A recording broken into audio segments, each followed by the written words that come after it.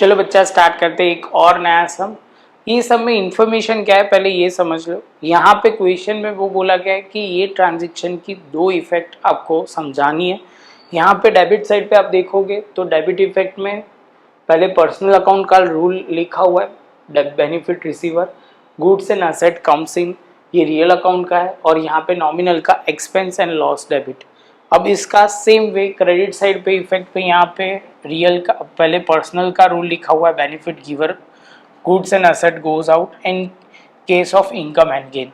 तो बच्चा हमें हर एक ट्रांजेक्शन की एक एक इफेक्ट आपको बतानी है कि ये ट्रांजेक्शन की इफेक्ट क्या आएगी। क्वेश्चन पहले समझ में आ गया। चलो तो स्टार्ट करते हैं। सबसे पहले क्या गिवन है, to give which account of the following transaction will be debited and credited in the books of Ranchhod Das, और दास हमने लगा दिया डिस्क्राइब। तो पहले उन्होंने बोला हुआ है simple, Ranchhod commence business with the capital of 50,000। तो यहाँ पे हमारी बुक्स में बात हो रही है, रणछोड़ दास की बुक्स में बात हो रही है। तो यहाँ पे सिंपल हमें क्या ध्यान में रखना है, रणछोड़ जो है वो कैपिटल लेके आ रहा है। कैसे लेके आ रहा है, तो यहाँ पे आपको वो ध्यान में रखना है, बोला हुआ है 50,000 कैश। तो कैश बिजनेस में आ रहा है तो रियल के रूल के हिसाब से देखो यहाँ पे लिखा हुआ है debit the cash account. And कौन लेके आ रहा है, ओनर लेके आ रहा है। तो कैपिटल अकाउंट क्या हो जाएगा, पर्सनल के रूल के हिसाब से यहाँ पे क्रेडिट हो जाएगा। क्लियर है ये दो पॉइंट। चलो आगे चलते हैं बच्चा।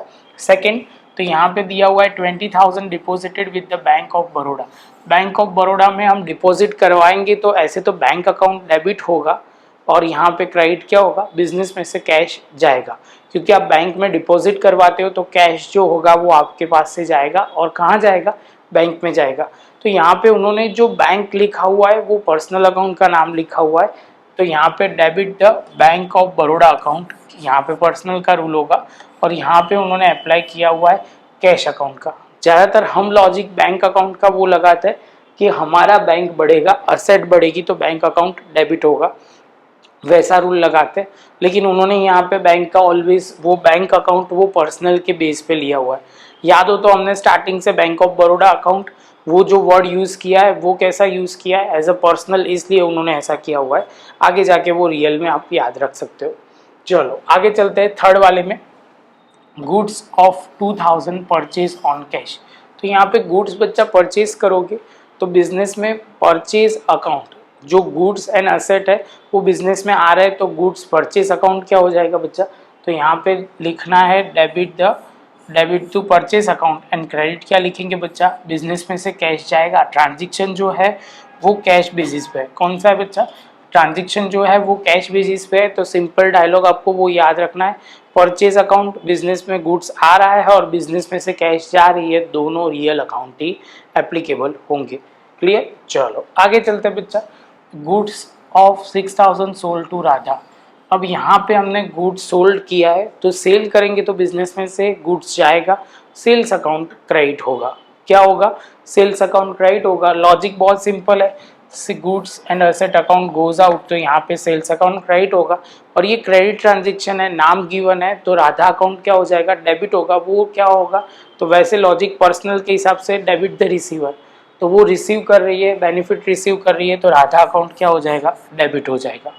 समझ में आया बच्चा इतना। चलो आगे चलते हैं। फिफ्थ पॉइंट यहाँ पे goods of 1,000 purchase on cash. उसके बाद बच्चा 6 नंबर का हम देखते हैं जिसमें क्या दिया हुआ है, goods of 2,000 purchase from Meera. तो यहाँ पे गुड्स परचेज कर रहे हैं तो गुड्स बिजनेस में आ रहा है तो परचेज अकाउंट डेबिट होगा। और मीरा हमें बेनिफिट गिवर है इसलिए मेरा अकाउंट क्या हो जाएगा, क्रेडिट हो जाएगा।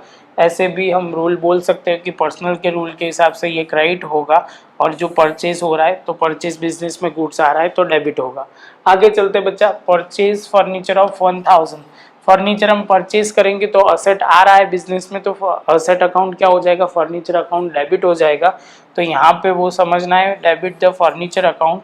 और यहाँ पे पैसे जा रहे तो कैश अकाउंट क्या हो जाएगा बच्चा, क्रेडिट हो जाएगा। क्योंकि उन्होंने क्रेडिट ट्रांजेक्शन नहीं है, ये ट्रांजेक्शन कौन सा है, तो ये हमारा कैश ट्रांजेक्शन है, वैसे समझना है। चलो आगे चलते बच्चा, यहाँ पे सन्ड्री एक्सपेंस इनकर फॉर ₹300। सन्ड्री एक्सपेंस बिजनेस के लिए एक्सपेंस है, एक्सपेंस क्या होगा तो ऑलवेज डेबिट होता है। और एक्सपेंस पे करने के लिए कैश हमारा जाएगा, तो कैश अकाउंट क्या हो जाएगा, क्रेडिट हो जाएगा। तो यहाँ पे देखो लिखा होगा debit the sundry expense and credit the cash account. उसके बाद डिविडेंड रिसीव, तो डिविडेंड रिसीव हमारी इनकम है, डिविडेंड रिसीव हमारी इनकम है, तो इनकम रिसीव हो रही है तो कैश अकाउंट क्या हो जाएगा, पैसे बिजनेस में आएंगे, और क्रेडिट क्या हो जाएगा, डिविडेंड अकाउंट क्रेडिट हो जाएगा। तो यहाँ पे देखो debit the cash account and credit the dividend account, जो ध्यान में रखना है। वेजिस पेड बिजनेस के लिए एक्सपेंस होता है, तो wages always debit wages account, क्योंकि बिजनेस के लिए एक्सपेंस है इसलिए, और कैश बिजनेस में से जाएगा तो कैश अकाउंट क्रेडिट हो जाएगा। लास्ट में machine of 15,000 purchase from Ramesh brothers, तो यहाँ पे मशीन परचेज कर रहे हैं, लेकिन ये ट्रांजेक्शन क्रेडिट ट्रांजेक्शन है, तो मशीन अकाउंट तो डेबिट होगा as per the rule of real account. तो यहाँ पे मशीन बिजनेस में आ रहा है इसलिए मशीन अकाउंट डेबिट होगा, और क्रेडिट क्या होगा, credit the Ramesh brother account credit होगा। बच्चा अब इसमें कंसेप्ट आपको नहीं आता होगा तो आपको ये सब बहुत टफ लगेगा।